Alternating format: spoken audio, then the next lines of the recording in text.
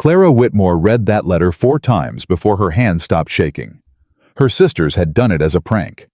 Answered a mail-order bride advertisement in her name, her real age, her real description, her plain and unremarkable face, convinced the cowboy would laugh and throw it in the fire. Instead, Ethan Hayes wrote back in 4 days. He chose her. Not beautiful Margaret, not golden-haired Louise, her. The daughter nobody noticed. The girl they had never once in 24 years chosen for anything. If this story already has your heart, subscribe to this channel right now, hit that notification bell, and drop the name of your city in the comments below. I want to know how far this story has traveled. Now settle in, because what happened next changed 2 lives forever. The letter was sitting on the kitchen table when Clara came in from the yard. She almost didn't see it. She was carrying a full bucket of water, her boots muddy. Her hair pinned back in the practical, unlovely way she always wore it because nobody was coming to call on her anyway. She set the bucket down by the stove, dried her hands on her apron, and that was when she saw her name written across the front of the envelope in handwriting she didn't recognize. Miss Clara Whitmore, Hayes County, Kansas. She picked it up slowly. That was when she heard her sisters laughing. Margaret was already doubled over in the doorway, one hand pressed to her mouth, her perfect dark curls shaking with the effort of keeping quiet. Louise had both hands clamped over her face, shoulders heaving, tears from laughing streaking down her cheeks that every man in the county had called beautiful at one time or another. Clara looked at them. Then she looked back at the letter. "Sis, what did you do?" she said. It wasn't even a question. She knew her sister's laughter the way she knew her own name. She had spent 24 years being the punchline of it. Margaret lost the fight with herself completely and let it out, a high, bright laugh that bounced off the kitchen walls. "Oh, don't be dramatic, Clara. We were only having a bit of fun." "What did you do?" Clara said again. "There was an advertisement," Louise said, wiping her eyes, still grinning. "In Father's paper, a widowed rancher in Montana, looking for a wife." She waved her hand like it was the most entertaining thing in the world. We thought it would be funny to answer it for you. Give him your description. Your real one." She said real the way someone drops something they don't want to hold anymore. "We expected him to never write back." Clara stood very still. "But he did," Margaret said, and the laughter in her voice shifted just for a moment into something that might have been discomfort. "He wrote back 4 days later. She stopped, glanced at Louise. "He said yes." Louise finished quieter now. "He said he wanted to meet you." Clara looked down at the envelope in her hands. She didn't open it right away. She was afraid to. Not because she thought it would be cruel. She had lived with cruel her whole life and had the thick skin to prove it. But because some small, shameful part of her already wanted it to be real, and she couldn't afford that. Not yet. Not until she knew. She broke the seal carefully, unfolded the single sheet of paper inside. The handwriting was plain. No flourishes. A working man's hand. "Miss Whitmore, I received your letter, and I will be direct with you, because I believe a woman who answers an advertisement like this one deserves honesty more than she deserves flattery. I am 33 years old. I have a cattle ranch in Cutters Creek, Montana, that is struggling but not dead. I have a son 8 years old named Noah. His mother passed 2 years ago. He is a quiet boy. He needs a steady hand more than he needs pretty things. I am not looking for a love story. I am looking for a partner. A woman who can work hard, survive hard winters, and be honest with me when things go wrong. Your letter tells me you are practical, that you know how to manage a household, that you are not afraid of difficulty. That is what I need. If you are willing to make the journey, I will pay your train fare and meet you at the station in Cutters Creek on whatever date suits you. We will have 3 months to decide if this arrangement becomes permanent. I hope you will come. Ethan Hayes. Clara read it twice. Then she folded it back along its original creases and held it against her chest. The kitchen was very quiet. "Very well," Margaret said finally, and there was something uncomfortable now in her voice that Clara recognized as the sound of a joke that had gone somewhere nobody planned. Obviously, you're not actually going to go. Clara looked up. Why not? She said. Louise blinked. Clara, be serious. The man is a stranger. He lives in Montana. He has a dead wife and a child, and a ranch he basically just told you is failing. He said struggling. He said struggling, Louise repeated, which in the language of men means failing and too proud to say so. She tilted her head, and her voice softened into the particular kind of gentle that meant she was about to say something that would leave a mark. Sweetheart, he doesn't even know what you look like. He chose you based on a letter we wrote to be funny, the moment he sees you. The letter was honest, Clara said. Whatever you wrote, was it honest? A pause. Margaret and Louise looked at each other. We described you accurately, Margaret said carefully. Then he knows what he's getting. Clara tucked the letter into her apron pocket.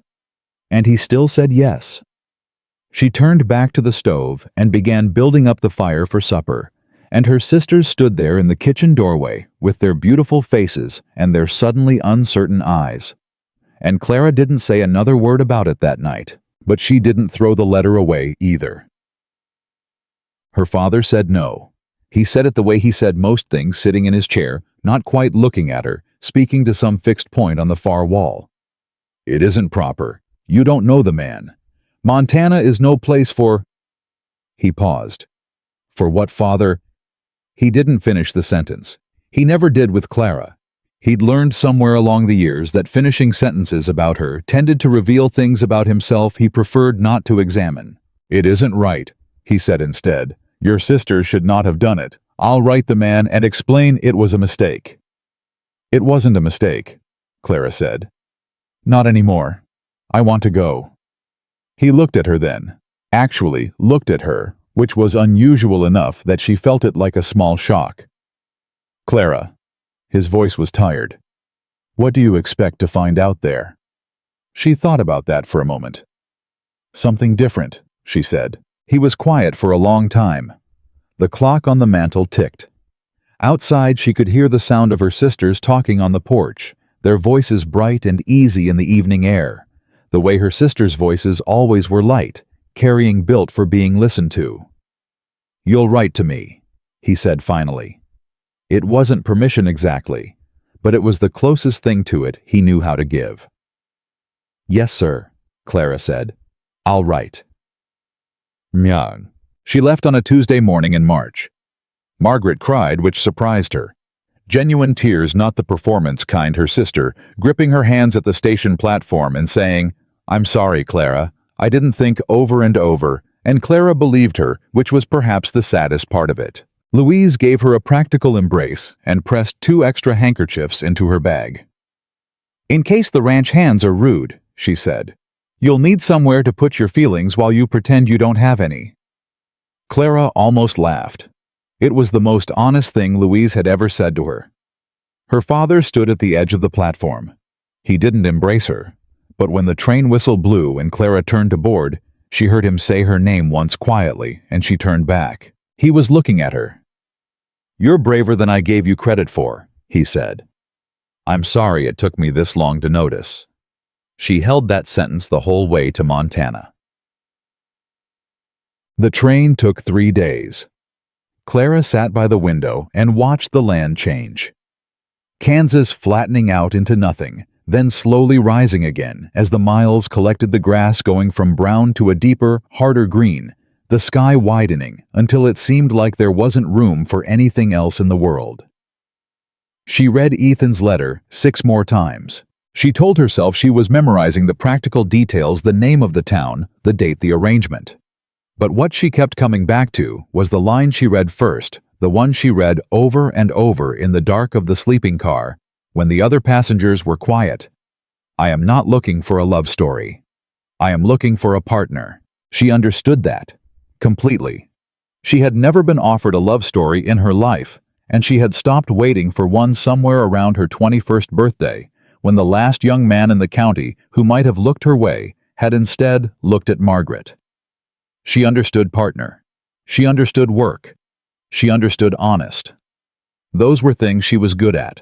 She pressed her forehead against the cold glass of the train window and watched Montana come toward her, vast and gray and indifferent, in the way that only enormous things can be, and she made herself a promise. She would not go there hoping. Hope was dangerous. Hope required you to imagine something good, and imagining something good gave other people material to use against you. She had learned that early. She would go there and she would work. She would be useful and she would be honest, and she would take whatever the arrangement turned out to be. And she would not. She absolutely would not let herself need it.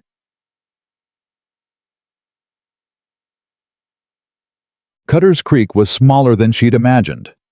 One main street, a general store, a church, a saloon she walked quickly past. Several sets of eyes that followed her from the moment she stepped off the train, taking in her plain wool dress, her sensible boots, her unspectacular face, and drawing their conclusions in the way of small towns, thoroughly and immediately. She heard someone say something to someone else. She didn't catch the words, but she heard the tone well enough. She had been hearing that tone her whole life. She squared her shoulders and looked up and down the street. A man was standing near the post at the end of the platform. He wasn't watching her the way the others were. He was watching her the way someone watches an approaching storm carefully, without drama, trying to figure out what he was dealing with. He was tall, lean in the way of men who do hard work and don't remember to eat. Dark-haired, a face weathered to something past young, but not yet old, with the particular set to it that Clara recognized as grief, carried long enough to become permanent. He had a hat in his hands, and he was turning it once, twice, 3 times before he seemed to realize what he was doing and stopped. She walked toward him. He watched her come. "Mr. Hayes," she said when she was close enough. "Miss Whitmore," he said. His voice was lower than she'd expected. Careful. They looked at each other. There was no pretense in it. He looked at her the way he'd probably look at any situation he was trying to figure out straight on without flattery taking stock. She did the same. "You're younger than I expected," he said. "You're quieter," she said. Something shifted fractionally in his expression. "Is that a problem?" "No," she said. "I like quiet." He looked at her for another moment. Then he nodded once, a small, deliberate nod, and picked up her bag from beside her feet without asking.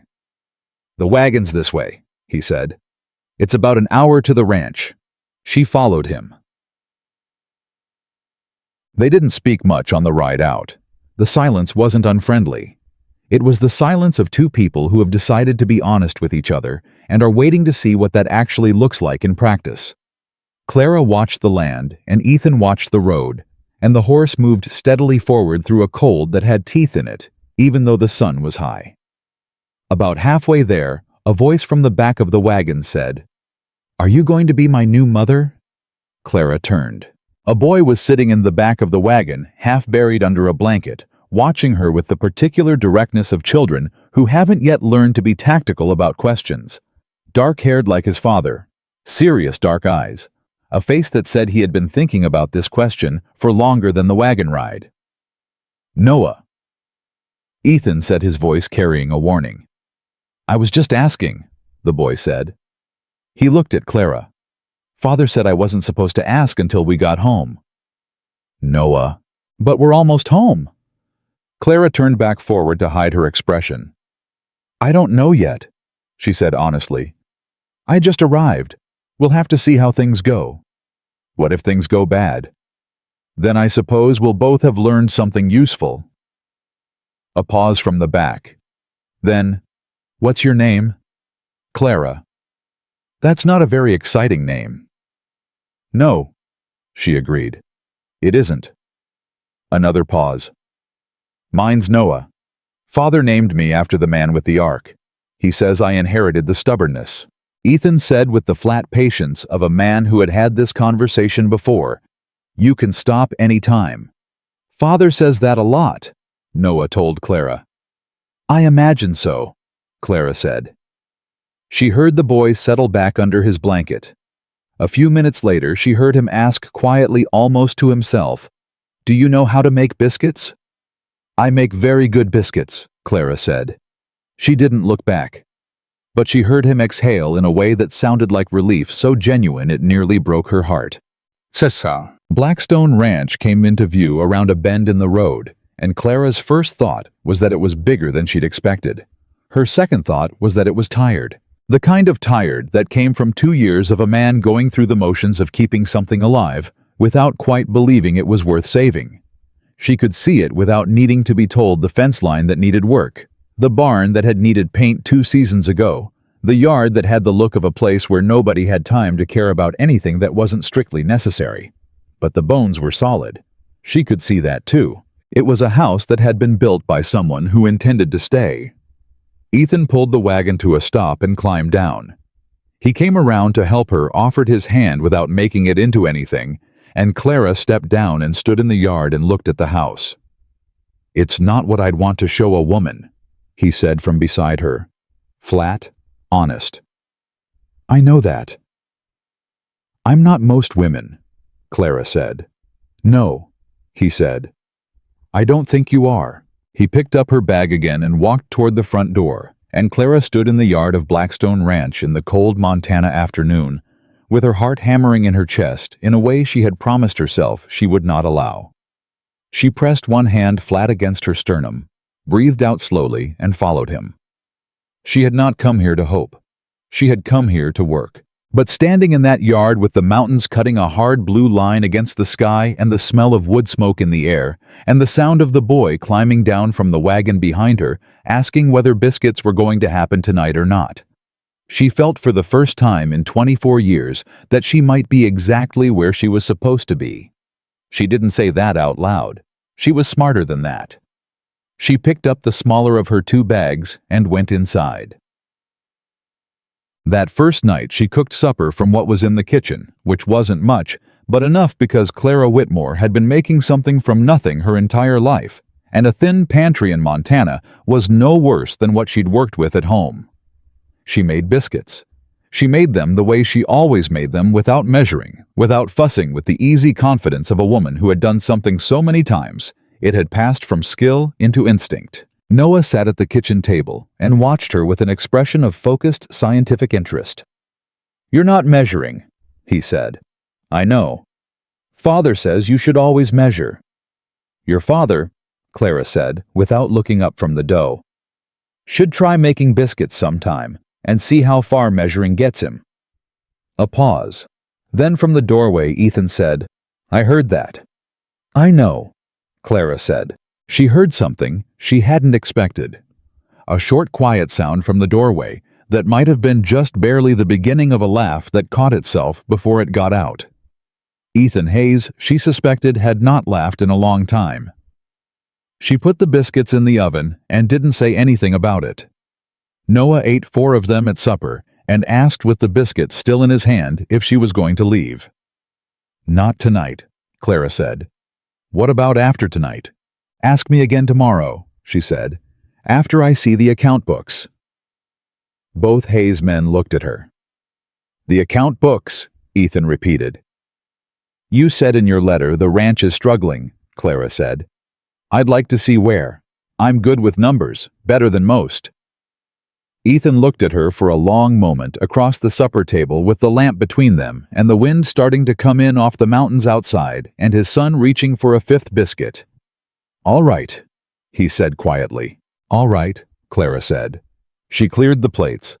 And in the kitchen of Blackstone Ranch, while the wind pressed hard against the walls and the lamp threw its warm circle of light across the table, the arrangement that her sisters had started as a prank, the joke nobody was laughing at anymore, began to become something none of them had planned for, something real. The account books were worse than she'd expected. Clara had said she was good with numbers, and she was. She had been keeping her father's household accounts since she was 15, had caught 2 different errors in his supply contracts that nobody else noticed, and had spent years doing the kind of quiet, invisible work that made other people's lives run smoothly, while they forgot to thank her for it. She was not a woman who was frightened by numbers. But she sat at Ethan's desk the next morning with the ledger open in front of her and the lamp burning low, and felt the cold move through her that had nothing to do with the Montana air. The ranch wasn't just struggling, it was hemorrhaging. She turned page after page, following the columns with her finger, and the picture that assembled itself was methodical and grim. 2 years of drought had hit the cattle hard, that was true. Prices had dropped across the territory. Those were real problems, the kind that happened to honest men through no fault of their own. But underneath those real problems was something else. Something that made her sit up straighter in the chair and go back 3 pages to be sure she was reading it correctly. She was. The supply contracts were wrong. Not wrong the way an honest man made them wrong. Not an error, not a miscalculation. Wrong in the deliberate, careful way of someone who knew exactly what they were doing and was betting nobody would look closely enough to catch it. The feed supplier in Billings was billing the ranch at a rate 18% above the going territorial price and had been doing so for 14 months. The contracts were buried in the back of the second ledger, signed in the rushed scrawl of a man who had been too deep in grief to read the fine print. Clara closed the ledger, pressed both hands flat on top of it, and sat very still for a moment. Then she went to find Ethan. He was in the barn. She could hear him before she reached the door, talking to one of the horses in that low, private way people talk when they think nobody's listening, the kind of voice men only use when they've dropped the weight of performing competence for a few minutes. She pushed the door open, and he turned immediately, the voice gone, the careful face back in place. "The account books," she said. "Morning to you too, Miss Whitmore. Your feed contract with the billing supplier." She held up the ledger. "Did you read it before you signed it?" Something moved through his expression. "Clara, the answer matters, Mr. Hayes." He looked at her for a long moment. "I signed it 8 months after my wife died," he said. "I signed a lot of things that year that I probably shouldn't have. Do you know what 18% above market rate costs you over 14 months? He didn't answer. $460, Clara said. "Give or take." She watched his face. "That's not bad luck. That's not drought. That's someone who saw a grieving man and decided to make a profit off of it." The silence in the barn went very tight. "Who?" Ethan said. His voice had changed. Quiet in a different way now, the quiet of something that had been sleeping and was waking up. "I don't know yet," Clara said, "but I'm going to find out." She tucked the ledger under her arm. "And when I do, you're going to need to be ready to do something about it. Are you?" He stared at her. "Are you asking me if I'm capable of handling my own business, Miss Whitmore?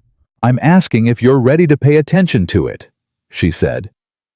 "Those are 2 different questions." She walked back to the house without waiting to see his face, because she already knew it would be pride and shame in equal measure, and she didn't need to watch him work through it. She had given him the information. What he did with it was his. She wasn't here to rescue him. She was here to work alongside him. There was a difference, and it mattered. Inside the house, she set the ledger on the kitchen table, picked up her pen, and began writing a letter to the supply office in Billings. The ranch hands decided to test her on the 4th day. There were 3 of them full-time, a young one named Cody, who looked barely old enough to shave, and seemed to have not yet formed a firm opinion about anything. A quiet veteran called Silas, who had been with Ethan since before the wife died, and watched everything with the careful eyes of a man who'd seen a lot of arrangements come and go, and a broad-shouldered man named Buck, who had the look of someone who had decided before she even introduced herself that she was a problem. Buck made his position clear at breakfast. He sat down at the table, looked at the plate she set in front of him, looked up at her and said, "My last employer's wife made eggs with lard. Makes 'em cook proper." "I made them with butter," Clara said. "I can tell." "Then you can also tell they taste better," Clara said pleasantly, and went back to the stove. She heard Cody snort. Heard Buck's chair scrape. Heard Silas say very quietly, "Let it go, Buck." The second test came 3 days later, when she found Buck had moved the supply she'd reorganized in the storage room back to the old arrangement, which was chaotic, which was part of why they couldn't track what they had and kept over-ordering. She didn't say a word. She reorganized it again.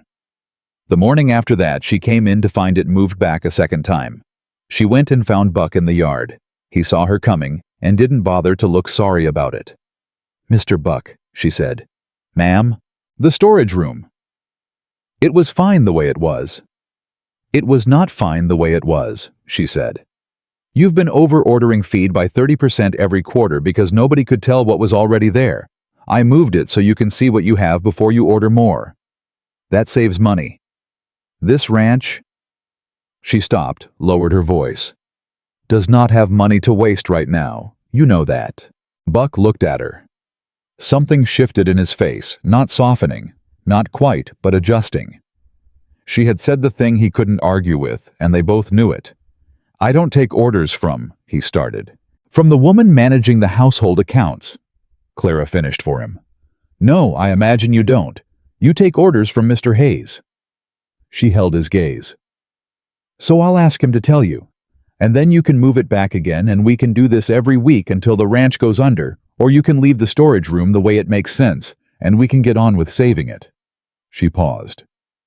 "Your choice, Mr. Buck. What do you value more, your pride or your job?" He stared at her for a long moment. Then he turned and walked back toward the barn without a word. She counted that as a win. Silas appeared at her elbow, quiet as smoke. "That took guts," he said. "Or stupidity," Clara said. "Hard to tell from this side." She caught the edge of something that might have been a smile on his weathered face. "He'll come around," Silas said. "He respected Mrs. Hayes. It's not about you personally."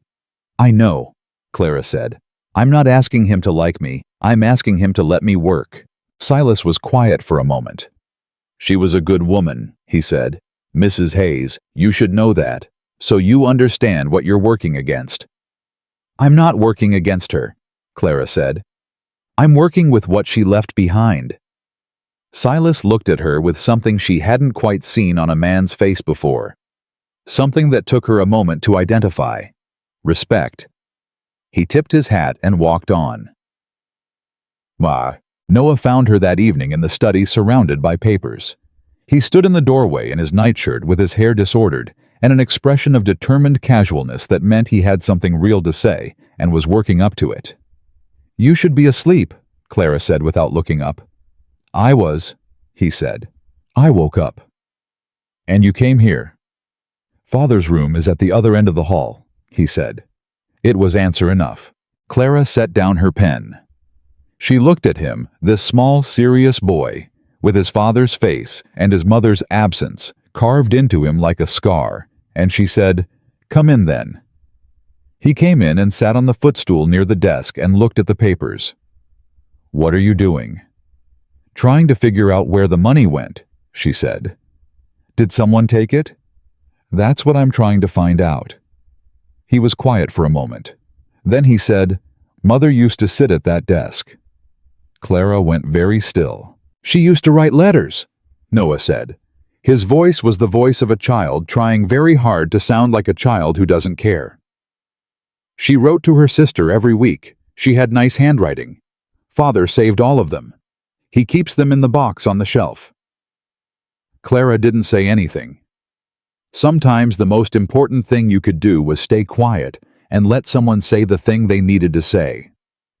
"Are you going to leave?" Noah asked, like she did. "She didn't leave," Clara said carefully.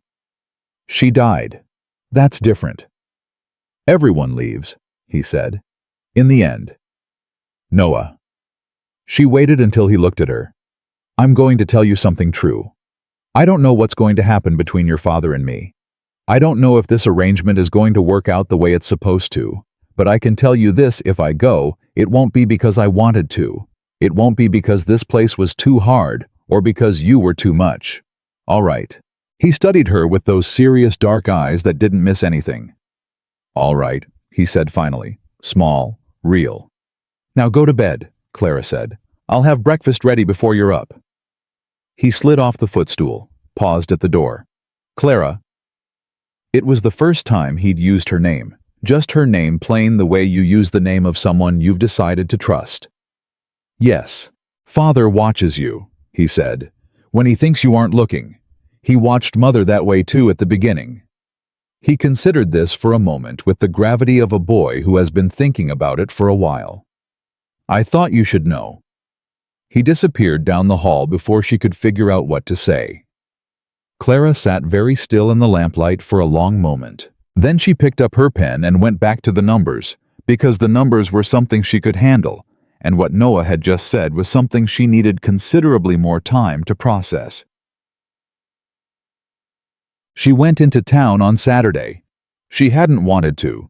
She knew enough about small towns to know what was waiting for her, but there were supplies needed, and a letter to post to Billings, and a conversation she wanted to have with the man at the land records office about something she'd noticed in the property documents Ethan kept in the bottom drawer of his desk.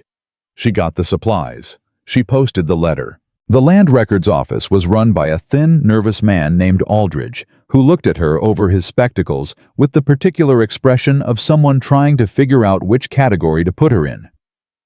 "I need to look at the filed water rights for the Hayes property," Clara said, "and the adjacent parcel records." Aldridge blinked. "Those are public records, ma'am, but I'm not sure what a—" He stopped. "What a woman would want with them," Clara suggested pleasantly. His ears went red. He went and got the files. She stood at the counter and read through them carefully. It took 20 minutes. By the end of it, the cold she'd felt looking at the account books was back deeper this time. The adjacent parcel, the land to the east of Blackstone Ranch land that controlled the secondary water access to the grazing fields, had been quietly purchased 18 months ago by a company called Grayson Land Holdings. She had heard that name once already 2 days ago, when Silas had mentioned in passing that a man named Walter Grayson had been sniffing around the valley for years, buying up struggling properties and claiming water rights. She folded the information into her memory carefully and deliberately and said nothing to Aldridge except thank you. She was halfway to the wagon when she heard the voice. "That's the mail order bride." It was said loudly, intentionally. The way things are said in small towns when the speaker wants to be heard but not held accountable. She kept walking. "Heard the Hayes boy ordered himself a plain one. Couldn't get a real woman to come out this far." She reached the wagon. She untied the horse. "She looks like she keeps accounts," said a different voice with a laugh in it that scraped. "That's all they need her for, I reckon. Not exactly a beauty, is she?" Clara climbed up onto the wagon seat. She did not look at the group of women on the mercantile porch. She did not give them the satisfaction of her face. But her hands hidden in her lap were shaking. Not from shame, from anger. There was a difference. She was very clear about that distinction. She had spent 24 years being ashamed of the way other people saw her, and she was done with it. What she felt right now was not shame. It was the bright, clean, righteous anger of a woman who has just been dismissed by people who have no idea what she is capable of, and who will eventually find out, and who will not enjoy the moment when they do. She released the brake. She drove back toward Blackstone Ranch at a steady clip, and she said nothing to Ethan about the women on the porch. And she said nothing about Walter Grayson and the water rights. Not yet. She needed to think first. She needed to be sure. She needed to build a case the way you built a case, carefully, methodically, with every piece in place before you made a move. But that night at supper, when Ethan passed her the bread without being asked, and their hands nearly touched, and neither of them commented on it, she allowed herself to notice that something was shifting between them. Slowly. The way seasons shifted not in a single moment, but in the accumulation of small moments that you only recognized as a pattern after they had already added up to something. He had started asking her opinion, not about everything, not openly, but in the quiet, sideways manner of a man who had been managing alone for long enough that he had forgotten what it felt like to have someone worth asking. "The east fence line needs work before winter," he said, not quite looking at her. "I've been trying to decide whether to prioritize that or the north water pump." "The fence," Clara said. "If the cattle breach it before the pump fails, you lose more. The pump you can patch." He looked at her then. "That's what I thought," he said. "Then why did you ask?" He was quiet for a moment. "I suppose," he said slowly, "I wanted to see if you'd say the same thing. And if I had said the pump, then I would have asked you to explain your reasoning," he said, "and probably changed my mind." Clara looked across the table at Ethan Hayes, this careful, grieving, proud, slowly waking man, and felt something she had explicitly promised herself she was not going to feel.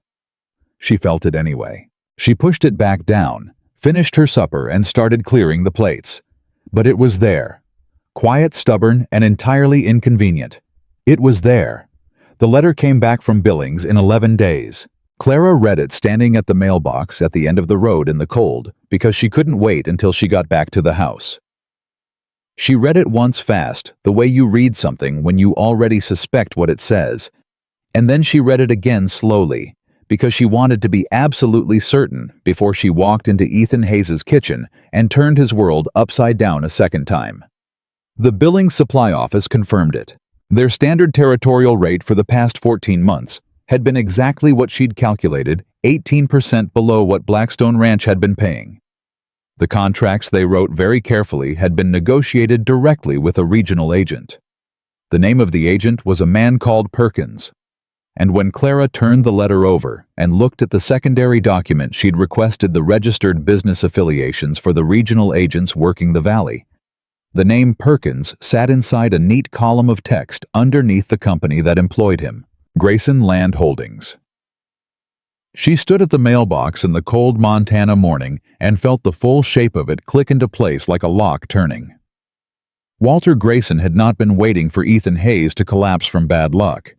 He had been helping him collapse. She folded the letters into her coat pocket and walked back to the house at a pace that was controlled only because she made it controlled, and she found Ethan at the kitchen table with his coffee and the week's supply list, and she put both letters down in front of him without saying a word.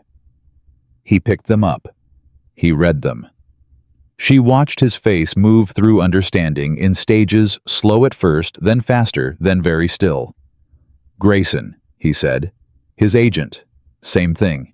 How long have you known about Grayson? I suspected him when I found the water rights records in town, she said. I needed proof before I said anything. Ethan set the letters down on the table very carefully, the way you set down something you want to throw. That's $400 this ranch didn't have. $463, Clara said. And that's only the feed contracts. I haven't finished going through the other suppliers yet. He looked up at her. Something in his eyes that she hadn't seen before. Not grief this time. Not the exhausted patience of a man holding on through sheer stubbornness. Something sharper. What do you mean yet? I mean, I'm not done looking, she said. If Grayson had one agent working this ranch, he had more. I want to see all of it before we decide what to do. We, Ethan said. Yes, Clara said. We. He held her gaze for a moment. Then he nodded once, the same deliberate nod he'd given her at the train station, the one that meant he had made a decision he intended to keep. All right, he said. What do you need? Time, she said. And every document in that bottom drawer. He stood up, went to the study, and brought her every document in that bottom drawer without being asked again. She had 3 more suppliers flagged by the end of the week. Not all as egregious as the feed contracts. One was a simple overcharge that might have been honest error, though she doubted it, but the pattern was unmistakable once you knew to look for it. Grayson had been working the ranch from 4 different angles simultaneously, each one small enough on its own to be dismissed as bad luck. All of them together adding up to something methodical and deliberate and devastating. She was still at the desk at 11 o'clock on Friday night when Ethan appeared in the doorway. You need to sleep, he said. I need to finish this column first. Clara. Something in the way he said it made her look up. He was leaning against the doorframe, arms crossed, watching her with an expression she hadn't seen on his face before, or rather she'd seen pieces of it scattered across the past weeks, and this was the first time they had all assembled at once into something she could read clearly. He was worried about her. Not the ranch, not the numbers.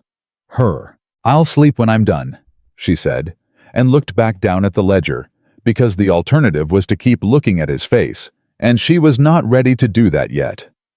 She heard him exhale, heard his footsteps move away down the hall, and then, a few minutes later, heard him come back. A cup of coffee appeared at the edge of the desk. "Thank you," she said. "Don't stay up past midnight," he said. "Noah gets up early, and he'll talk your ear off before breakfast if you're tired. He talks my ear off when I'm well rested, too." "That's true," Ethan said. And there it was again, that short, quiet sound that was almost a laugh. Getting easier now, coming more readily. She drank the coffee and finished the column and went to bed at 11:45, which she counted as close enough. Walter Grayson came to the ranch on a Wednesday.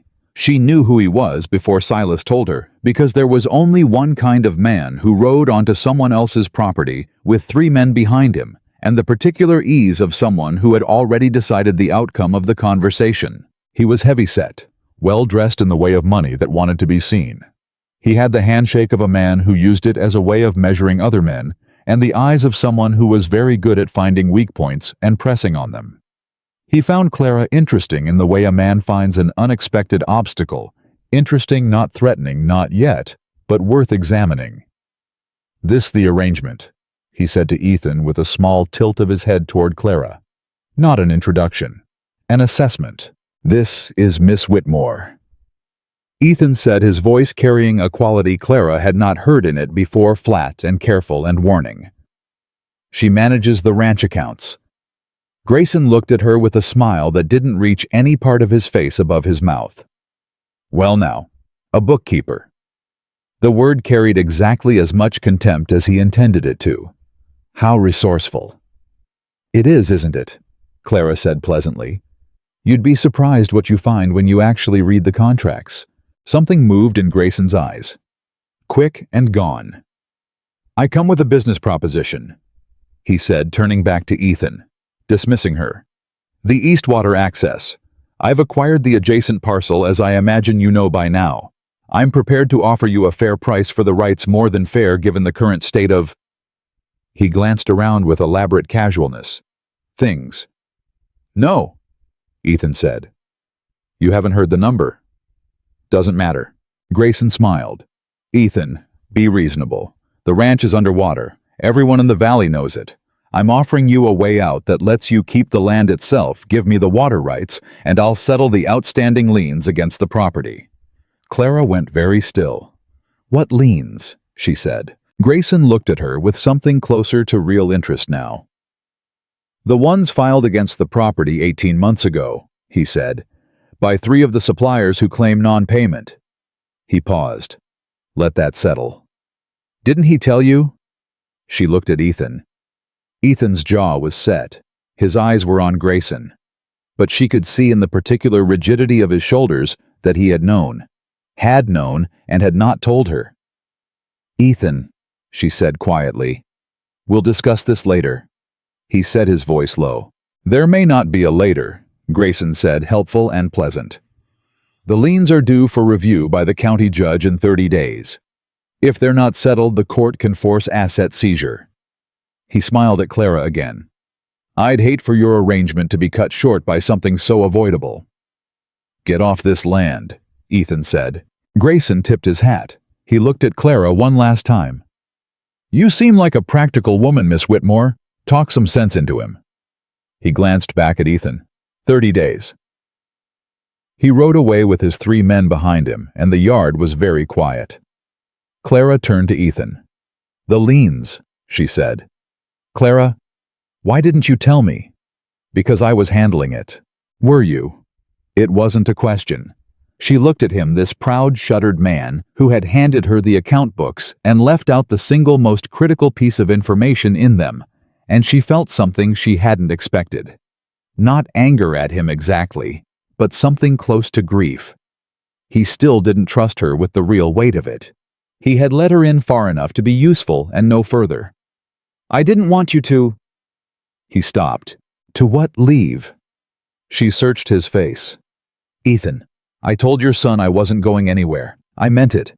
But I cannot help you if you don't tell me what we're actually dealing with." The word we hung between them. He looked at her for a long moment. Something in his face shifted, cracked open slightly, and what came through it was not the controlled, careful expression she had grown used to, but something rawer underneath it. Something that had been under there the whole time, waiting. "The liens," he said. "Grayson's people filed them. I know that. I just couldn't prove it." His voice was low, rough. "I've been trying to find a way to contest them for 4 months, and I can't find a lawyer in the territory who'll take the case against Grayson. He's got too much money and too much reach, and everyone knows it." "But they haven't seen my documentation," Clara said. He stared at her. "The contracts," she said. "The pricing records. The agent affiliations. If Grayson's company is behind the supply overcharges and the fraudulent liens, that's not a civil dispute, that's fraud. And fraud is a criminal matter." She paused. "Let me write to the territorial court." "Clara," he said, "you can't." "I can write a letter," she said. "That's all I'm asking to do right now. One letter to the right person with the documentation attached. Will you let me try?" He looked at her the way he'd looked at her on the station platform, that careful assessing look, trying to figure out what she was made of. "All right," he said. She went back inside and picked up her pen. The fire started at 3 in the morning, 11 days later. She heard Noah before she heard anything else, his bare feet hitting the floorboards of the hallway at a run, his voice high and cracked with a fear that hit her like cold water before she was fully awake. "Clara! Clara, the barn!" She was out of bed and moving before he finished the sentence. The heat was visible from the yard orange light breaking across the dark in a way that meant it had been burning for longer than just now. She heard the cattle before she saw them, the awful, desperate sound of panicked animals, and she heard Ethan shouting for Silas and Cody, and Buck heard boots on the ground in every direction. The next 2 hours were chaos and heat, and the kind of exhausted, desperate work that strips away everything except what matters. They saved most of the cattle. They lost the west end of the barn. When it was finally over, Clara stood in the yard with her hair loose and her coat burned along one sleeve where she'd gotten too close to the wall, pulling open a gate, and she looked at what was left, and she counted up what they could recover from, and what they couldn't, because that was what she did. She counted, she assessed. She looked at hard things straight on. She heard Ethan behind her. She turned. His face was the color of ash. Not from the smoke, something worse. "You need to leave," he said. She heard the words. They didn't quite make sense for a moment. "What?" "I'm releasing you from the arrangement." His voice was flat, emptied out. "I'll pay your return fare to Kansas. You can go as soon as you want." "Ethan, this ranch is cursed," he said, and the word came out of him like something that had been lodged in him for a long time, finally tearing loose. "Everything it touches breaks. My wife and now this, and Grayson's not going to stop, and I can't protect you from—" "I didn't come here to be protected," Clara said. "Clara, I came here to work." She stepped toward him. "I came here because someone finally asked me to, and I stayed because this place is worth staying for. You are worth staying for." Her voice didn't shake. She wouldn't let it. "And I am not leaving because a man with too much money decided to light a match. You don't understand what Grayson is capable of." "I understand exactly what he's capable of," she said. "I've been reading it in your account books for 6 weeks. And I'm telling you he overstepped. What he did with those contracts is fraud. What happened tonight?" She looked at the burned section of the barn. "That wasn't an accident, Ethan. There was no lightning. The night was clear." He went very still. "I smelled kerosene," she said quietly. "On the east wall, before it fully caught." The silence stretched between them, enormous and terrible. "He's trying to take the ranch," Clara said. "And if you send me away right now, he will. Because I am the only person on this property who has built a paper case against him that a territorial court would actually look at." She held his gaze. "So you can protect me by sending me home to Kansas, or you can trust me to help you fight him. But you don't get to do both." Ethan Hayes stood in the yard of his burned barn in the gray pre-dawn, looking at the woman he'd sent for as a practical arrangement, the woman who had walked into his disaster with her pen and her ledgers, and her refusal to be dismissed. And she watched him make the decision she needed him to make. She watched him choose. "The letter you sent to the territorial court," he said slowly. "The one with the documentation." "Yes." "Is there enough?" "Almost," she said. "I need the original deed of the water rights and the signed copies of the fraudulent liens. Both are in the county records office." She paused. "And I need someone to take me there first thing in the morning." He looked at her for a long moment. "I'll drive you myself," he said. Clara breathed out. "Go get some sleep," she said. 2 hours. We'll leave at first light." He turned toward the house, stopped, turned back. "Clara." His voice had changed again, not the empty, broken voice of 5 minutes ago. Something different, something that cost him. "Thank you." She nodded once. She waited until he was inside before she let herself press both hands flat against the fence rail and lean her weight on it because her legs were shaking and her burned sleeve hurt, and the full weight of what had just happened. All of it, the fire and the confrontation, and the look on his face when he said thank you, like it was the hardest word he knew, came down on her all at once. She stood there until the shaking stopped. Then she straightened up, pushed her hair back, and went inside to write the second letter that Walter Grayson was not going to see coming. They left before sunrise. Ethan drove, and Clara sat beside him with the documentation case on her lap. Everything she had compiled over 6 weeks, organized into a sequence that told its story the way a good case always did, simply, clearly, and without leaving room for doubt. The fraudulent contracts, the agent affiliations, the pricing records against territorial averages. The timeline that showed Grayson's company acquiring the adjacent parcel 2 months after the liens were filed, which was not a coincidence and was not meant to look like one. The road into town was empty at that hour, cold and gray and quiet. "How confident are you?" Ethan said, not taking his eyes off the road. "In the documentation, very." She paused. "In whether the court will act on it, that depends on the judge." "Judge Harlan," Ethan said. "He's been on the bench 12 years. He's not a Grayson man, if that's what you're asking, but he's not an easy man either." "I don't need easy," Clara said. "I need honest." Ethan glanced at her sideways. "You always talk like that." "Like what?" "Like you've already thought it through 3 steps further than everyone else in the room." She looked at the road ahead.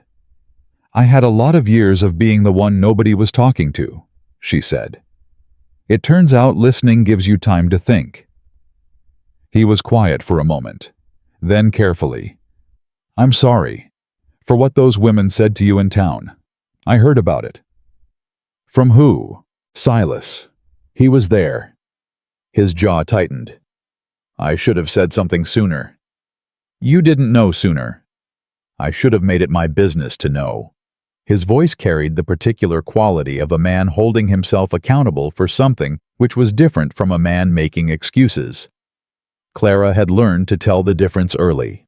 "You're on this ranch because of me. What happens to you here, that's my responsibility." "I'm on this ranch because I chose to be," Clara said. "Don't take that from me." He looked at her then, just for a moment, before the road demanded his attention back. Something in his face that she was beginning to recognize, the expression of a man who kept being surprised by her, and who kept deciding each time that the surprise was not unwelcome. They rode the rest of the way in a silence that had stopped being uncomfortable somewhere along the past 6 weeks without either of them marking the exact moment. The county records office opened at 8. Clara had the original deed of the water rights in her hands by 8:14, and by 8:30 she had cross-referenced it against the fraudulent lien documents and found what she had suspected, but needed to confirm the notary stamp on the liens was from a county 3 districts over, not from the local county where they were filed, which meant the liens had not been properly witnessed, which meant they were not legally valid.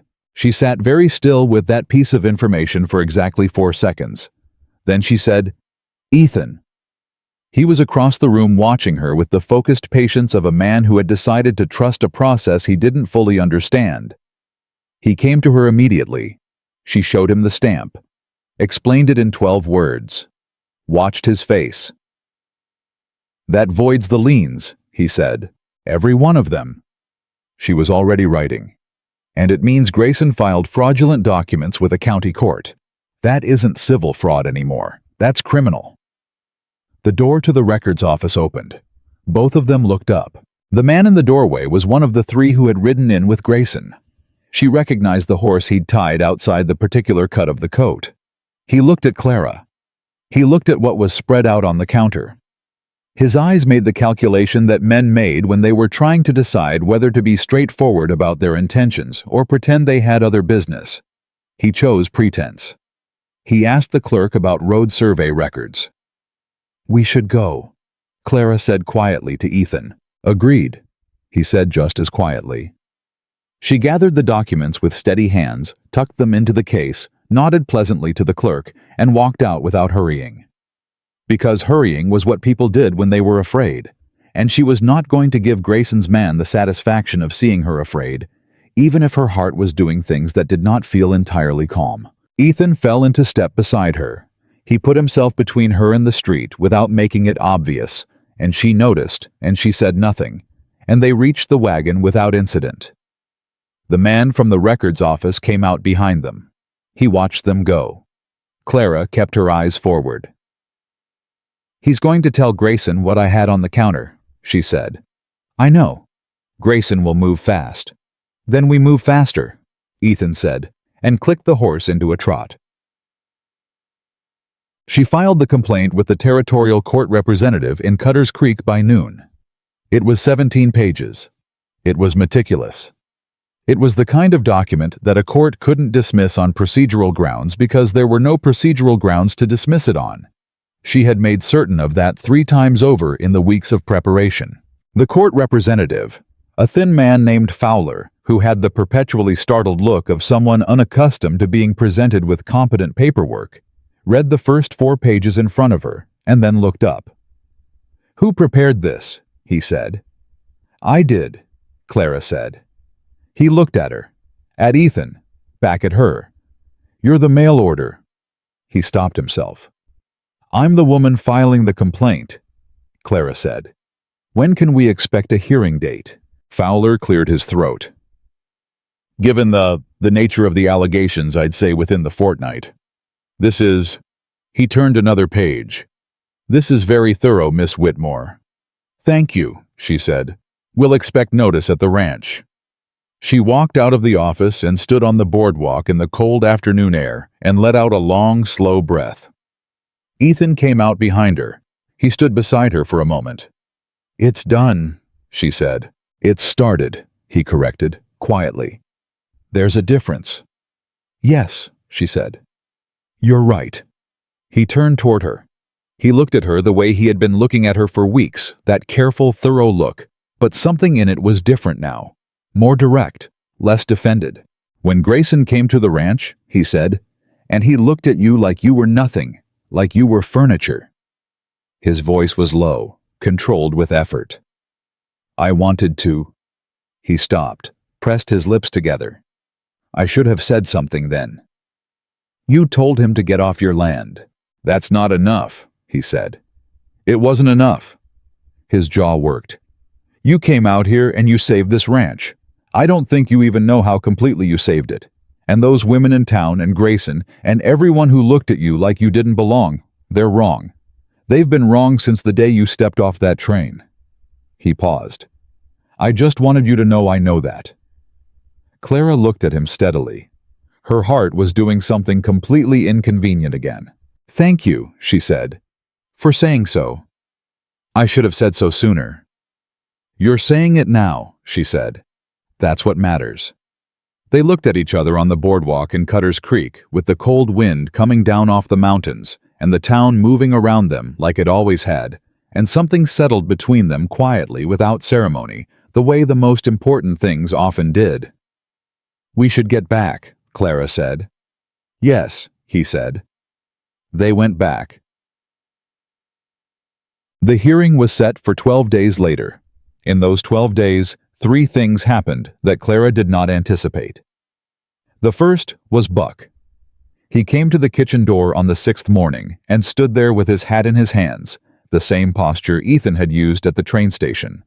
She noticed the unconscious body language of a proud man making himself humble, and he said without preamble, "I was wrong about you." Clara looked at him from the stove. "I decided you were useless before you'd been here a week," he said. "That wasn't fair." He turned the hat once. "What you did with those contracts, what you built against Grayson." He stopped. "This ranch would be gone by spring without it. I want you to know I understand that." Clara was quiet for a moment. "Thank you, Buck." He put his hat back on. "Eggs are better with butter," he said gruffly, and went back out. She stood at the stove and smiled at the wall where nobody could see it. The second thing was Silas. He came to the study on the 8th night, knocked once, and when she told him to come in, he stood just inside the doorway with an expression she hadn't seen on him before. Not his usual careful watchfulness, but something tighter, something he'd been carrying. "The night of the fire," he said. Clara set her pen down. "I was up late," he said. "Heard something in the yard around midnight. I looked out and I saw a man near the east wall of the barn." He paused. "I didn't know what I was seeing at the time. I thought maybe a drifter. I went back to sleep." His voice was flat with the particular self-recrimination of someone who has been replaying a moment for weeks. "I recognized him later, at the records office the day you went to file. He was Grayson's man." The room was very quiet. "Silas," Clara said carefully. "Would you be willing to say that in front of a judge?" "I came in here, didn't I?" he said. She exhaled. "Yes, you did." She picked up her pen. "Tell me exactly what you saw. Everything. Start from when you heard the noise." He told her. She wrote every word. When he was done, she looked at what she had and felt the shape of it complete itself. The full structure of Grayson's scheme, from the fraudulent contracts to the arson documented and witnessed, and ready to be laid in front of a court that could not ignore it. "Silas," she said. "Ma'am." "Thank you." He nodded. Turned to go. Paused. "Mrs. Hayes would have liked you," he said. "I thought you should know." She held that after he left quietly and carefully, the way you hold something fragile that you don't want to break. The third thing was Ethan. It happened on the 10th night 2 days before the hearing, when the house was quiet and Noah was asleep, and she was in the kitchen with the last of her preparation spread on the table. She heard him come in, heard him stop behind her, and then heard him say her name in a voice she hadn't heard from him before. "Clara." She turned. He was standing in the middle of the kitchen with an expression on his face that she recognized with a lurch as the look of a man about to say something true. The kind of true that costs something. "Sit down," she said, because he looked like he needed to. He sat. She sat across from him. The lamp burned between them. "She died in childbirth," he said. "Anna. The baby died too. A girl." He said it flat and straight, the way you say things you've said over and over in your own head until the words have worn smooth. "The pregnancy was hard from the start. The doctor said there were risks, and He stopped. "I told her it would be fine. I told her because I couldn't let myself think it wouldn't be. And it wasn't fine." Clara said nothing. She kept her eyes on his face and didn't move. "I told myself for 2 years that everything that happened after was punishment," he said. "The drought, the debt, the ranch falling apart, Grayson circling, all of it." He pressed one hand flat on the table, "like I deserved to lose the ranch because I lost her." "Ethan," she said quietly. "I know," he said. "I know it doesn't make sense." "It makes sense," she said. "It just isn't true." He looked at her. "You made a decision and it went wrong," she said. "That's not a curse. That's life. And you've been punishing yourself for 2 years while a real man with real criminal intentions used your grief against you." She held his gaze. "Anna didn't die to punish you. She died because hard things happen. And you have been so busy carrying the weight of it that you almost let Grayson use it to bury you." She paused. "Don't let him." Ethan was very quiet for a long moment. "Noah needs you to be here," she said. "Not just present, here, living." She hesitated. "And so does this ranch. It's a good ranch, Ethan. She was built by someone who intended to stay." Something moved across his face, a kind of release, like something long held loosening at last. "You said that before," he said. "The first day, when you looked at the house." "I remember." "I heard you," he said. "I didn't say so, but I heard you." He looked at her across the lamp for a long moment. His hand was still flat on the table. She looked at it, and then, because sometimes the right thing to do was the simple thing, she put her hand over his. He turned his hand over and held hers. Neither of them said anything. The lamp burned. The house breathed quietly around them. Outside, the Montana night was enormous and cold and indifferent in the way of enormous things, and inside this kitchen, two people sat with their hands together and did not need to say what that meant because they both already knew. The hearing was on a Thursday. Grayson arrived with two lawyers and an expression of supreme confidence that lasted through the opening statements and partway through the first hour of testimony, and then began to erode in the slow, incremental way of a riverbank in spring. Not dramatically, not all at once, but steadily, piece by piece, as Clara's documentation was entered into the record and the pricing irregularities were laid out, and Silas took the stand and described in the quiet, unshakable voice of a man who had nothing to gain from lying exactly what he had seen on the night of the fire. Grayson's lead lawyer objected 4 times. Judge Harlan overruled him 4 times. Clara sat beside Ethan at the plaintiff's table and did not look at Grayson. She watched the judge. She watched his face move through the documentation, the same way she had watched Ethan's face move through the letters from Billings. Understanding arriving in stages, each stage closing a door behind it. When Grayson's lawyer made his case, it was competent. It was well constructed. But it had a foundational problem, which was that it was built on a story that Clara's documentation had already disproved, and Judge Harlan was not a man who was going to pretend otherwise. He ruled at 4 in the afternoon. The fraudulent liens were voided. Grayson's water rights claim on the adjacent parcel was frozen pending criminal investigation into the arson. The overcharged contract amounts were ordered repaid with interest. Grayson stood up.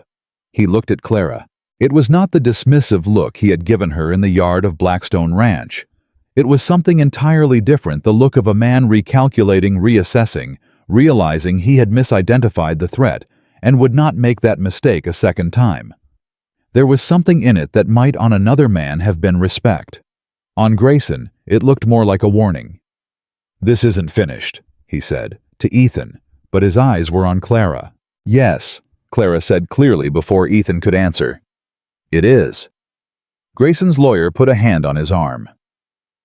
Grayson held her gaze for one more moment, then let himself be steered toward the door. The room exhaled. Ethan turned to her. He looked at her face, and then he did something she hadn't expected. He let out a long breath and laughed. A real one.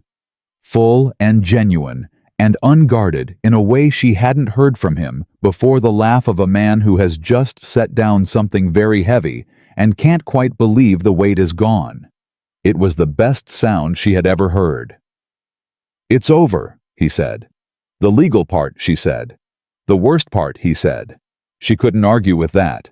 They walked out of the courthouse into the cold autumn afternoon, and the town of Cutter's Creek was going about its business the way it always did, and several people on the street watched them pass, and Clara noticed she was good at noticing that the quality of those looks had changed. Not warm, not yet. Small towns don't turn on a coin, but different.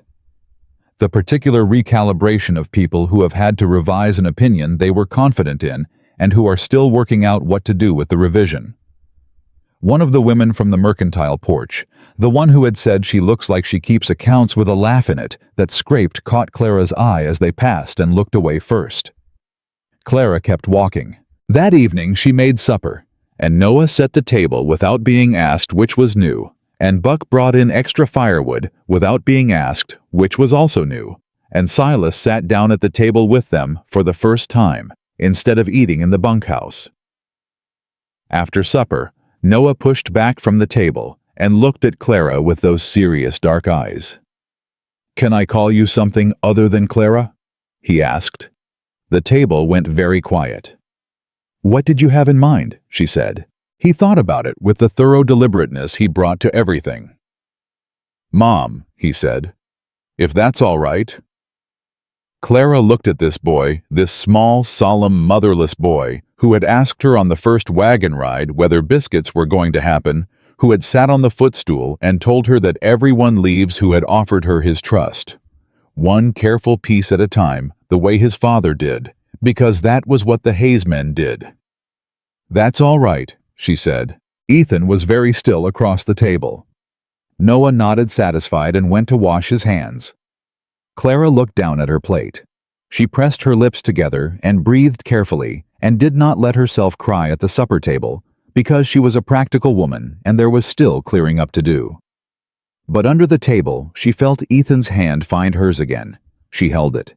And the ranch that had been built by someone who intended to stay became quietly and irrevocably a home. Winter came to Blackstone Ranch that year the way it always did, without apology, without warning, covering everything in a white so complete that the world outside the windows became a single unbroken thing.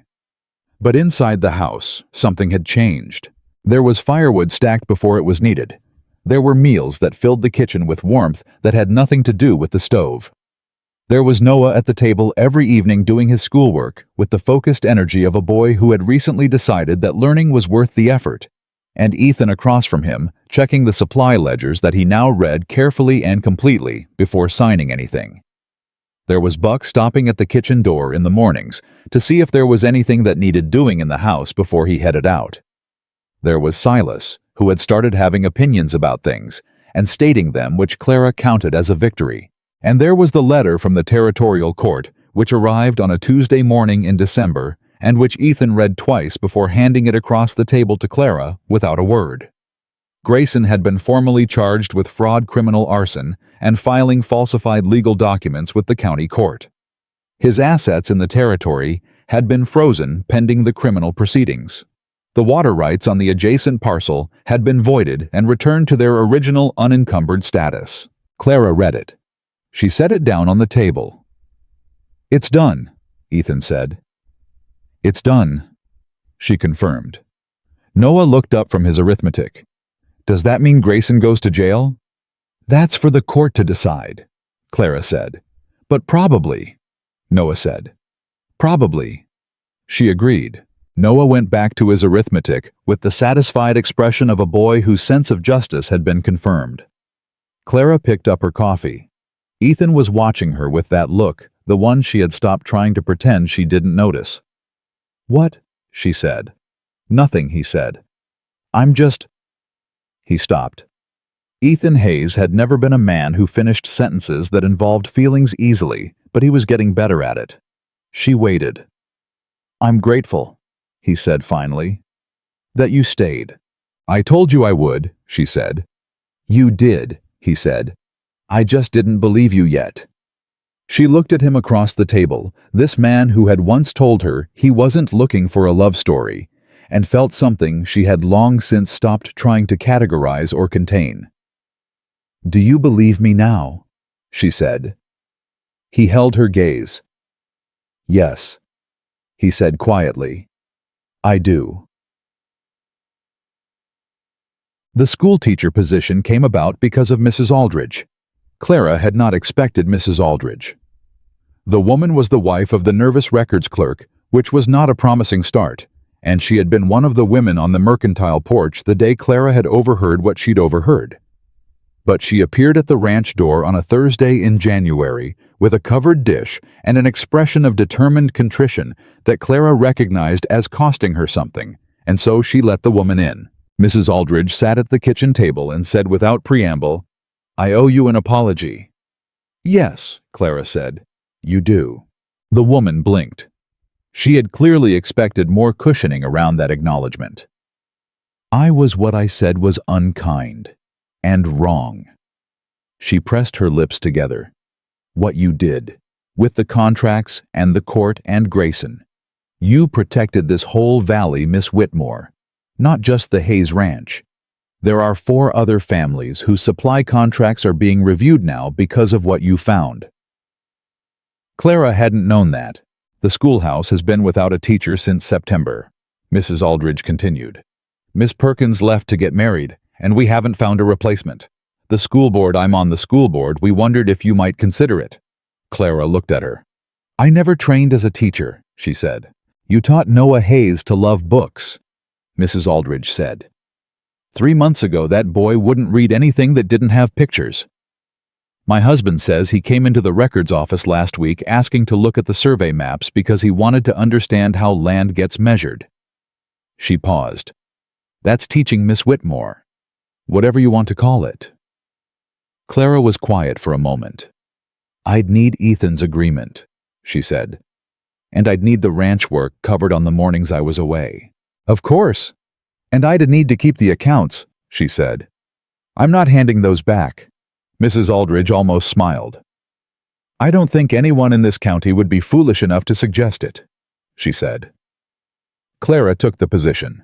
She started in February, 3 days a week, 12 children between the ages of 6 and 14, in a room that was cold in the mornings and warm by noon. She was strict and fair and interesting, which was the combination that worked with children, the way it worked with everyone. The strictness told them she respected them enough to hold them to something, and the fairness told them it was safe, and the interesting part kept them coming back. By March, she had 2 extra students whose parents had heard from their children that the new teacher was worth listening to. By April, the women who had stood on the mercantile porch were bringing her preserves. Clara accepted the preserves without comment.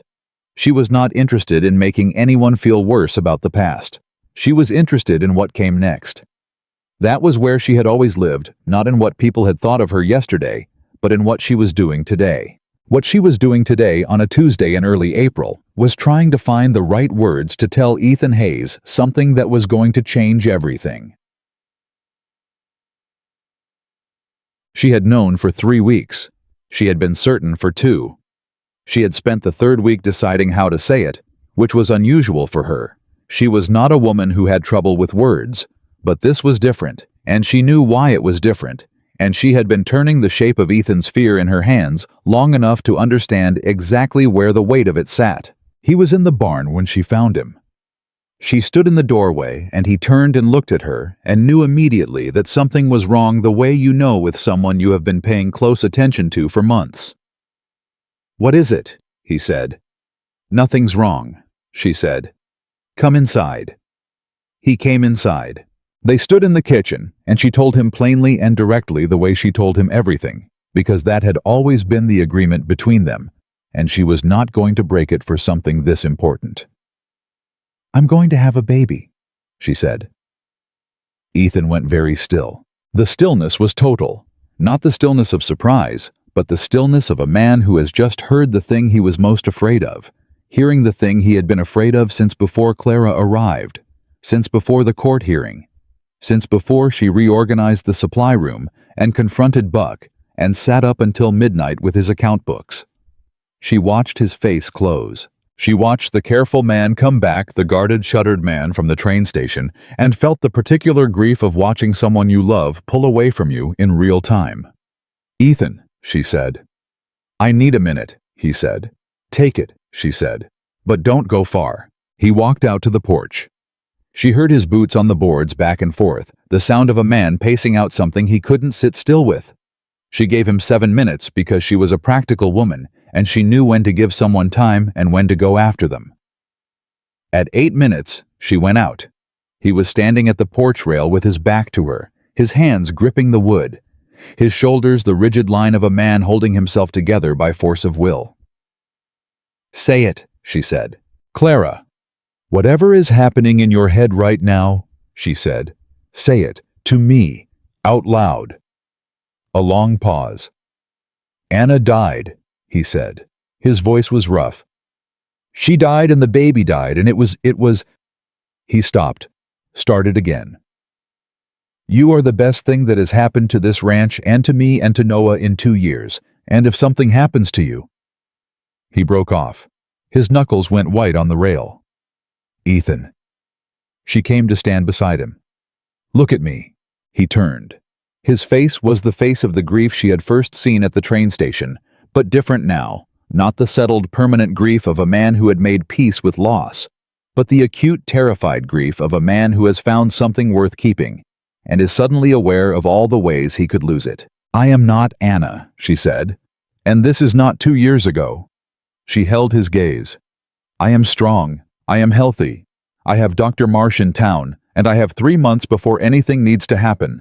And I am telling you right now that I intend to be here to see that child grow up." Her voice didn't waver. "Do you hear me?" "You can't promise that," he said. The words were raw. "No," she said. "I can't promise you certainty. Nobody can. But I can promise you that I am not going to let fear take this from us, and I need you to make me the same promise." She reached up and put her hand against his face. "Ethan, don't close. Not now. I need you here." He looked at her for a long, unsteady moment. Then something in him broke open. Not the cold breaking of a man falling apart, but the necessary breaking of something that had been held too long, the way ice breaks in spring to let the water through. He put his forehead down against hers and stood there breathing, and she held him. And the April wind moved around them on the porch of Blackstone Ranch, and the mountains sat on the horizon exactly as they always had, indifferent and enormous and permanent. "I'm here," she said quietly. "I'm not going anywhere." "I know," he said. His voice was rough and low and entirely unguarded. "God help me, I know." He pulled her close and held on, and she let him. And that was the moment. Not the courtroom, not the hand-holding at supper, not even the night after the fire. That was the moment Ethan Hayes stopped being a man managing a loss and became a man choosing a life. Noah took the news with characteristic thoroughness. He sat at the kitchen table and thought about it for 30 seconds in complete silence, which was his way. Then he said, "Will it be a boy or a girl?" "We don't know yet," Clara said. "I'd prefer a sister," he said. "I already know how to be a boy." Clara laughed, a real one, full and sudden, and Noah looked pleased with himself in the way he always did when he made her laugh, which was often enough now that he had started doing it on purpose. Ethan across the table was watching them both. The look on his face was something Clara had not seen before on any man, and it took her a moment to name it correctly. It was peace, not happiness exactly, though that was there too, but the deeper, quieter thing underneath happiness. The thing that meant a man had come home inside himself and recognized the place. The baby was born in October, on a Thursday, in the upstairs room of Blackstone Ranch, with Dr. Marsh and the woman he'd brought from town, and Ethan outside the door, which was where he stayed, because Dr. Marsh told him to stay there, and Clara had said the same thing in a tone that left no room for negotiation. It was hard. Clara had known it would be hard. She was not a woman who flinched from hard things. But there were 2 hours in the middle of it, where the pain was a country she had to travel through alone, and she did it the way she had done everything difficult in her life. One step, then the next, without looking at the whole distance at once. Ethan heard the baby cry. He heard it from outside the door, and the sound went through him like something physical. Clara told him later that when Dr. Marsh opened the door and said, "She's fine. They're both fine." Ethan Hayes, who had not cried in front of another person since his wife's funeral, had to turn away and press his fist against his mouth and take 4 very deliberate breaths before he could trust his face. She heard all of this from Noah, who had seen it and reported it faithfully, because Noah Hayes reported things faithfully, whether or not the subjects of his reports would have preferred otherwise. "He cried?" Noah said. "Don't tell him you told me," Clara said. "Too late," Noah said. "I already told him you'd probably want to know." She looked at her stepson, this boy who had eaten 4 biscuits on his first night, and told her that everyone leaves, and had then proceeded to prove himself wrong in every way that mattered, and shook her head and smiled. "You are exactly like your father," she said. "I know," Noah said with complete satisfaction. The baby was a girl. They named her after the ranch's creek Eliza, which was Clara's suggestion, and Ethan accepted it immediately, which was his way of saying he loved it, without saying he loved it, which was still very much his way, even after everything. Eliza had dark hair like her father, and a set to her jaw that made Silas say on the first day he met her, "That's all, Clara." He meant it as the highest possible compliment. They told the story for years in Cutter's Creek. Not the version the gossips had started with, not the mail-order bride, not the plain one, not the woman. Somebody's sisters had sent west as a joke. That version lost its shape as the years added up, and the real story replaced it, the way a good story always replaces a lesser one, naturally, inevitably, because it was more interesting and more true. The story they told was this: a woman had come from Kansas with a case of documents and a refusal to be dismissed, and she had dismantled a fraud that had been bleeding the valley dry for years, and she had done it with a pen and a ledger and the particular stubbornness of someone who had spent 24 years being underestimated and had finally found a place where that was no longer going to be allowed. The 4 families whose supply contracts had been reviewed because of Clara's work never forgot it. The children she taught never forgot her. The women of Cutter's Creek, the ones who had stood on the mercantile porch, would say in later years when their own daughters were grown and the story was being told to the next generation, that Clara Hayes had taught them something about the difference between beauty and worth, and that they had been slow to learn it, and that they were not proud of how long it had taken. Clara, when any of this reached her ears, said what she always said. "It doesn't matter where you start," she said. "It matters where you end up." She was standing on the porch of Blackstone Ranch on a morning in late September, years after the hearing, years after the fire, years after a train from Kansas had brought her to a station platform where a man stood with his hat in his hands, not knowing what was about to change, when the letter from Margaret arrived. She opened it in the autumn air. Margaret wrote the way she had always talked, fast, a little breathless, with more feeling than organization. "Clara, I have been trying to write this letter for 2 years. I wanted to tell you that you were right to go. I wanted to tell you that what we did was cruel, and I have not forgiven myself for it the way I should have.